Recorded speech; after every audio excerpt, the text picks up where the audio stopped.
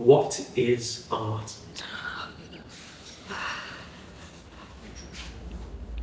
I have no answer for that.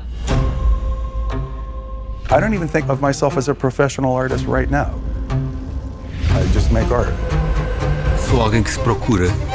Essencialmente esse é o meu trabalho. Creo un'opera, ricerco proprio la mia stessa, un urlo dentro che sia forte. Art making is very much about being conscious of our existence. But I don't want to be telling anybody what to see. I want them to see what they need to see. The work is where the spirit resides.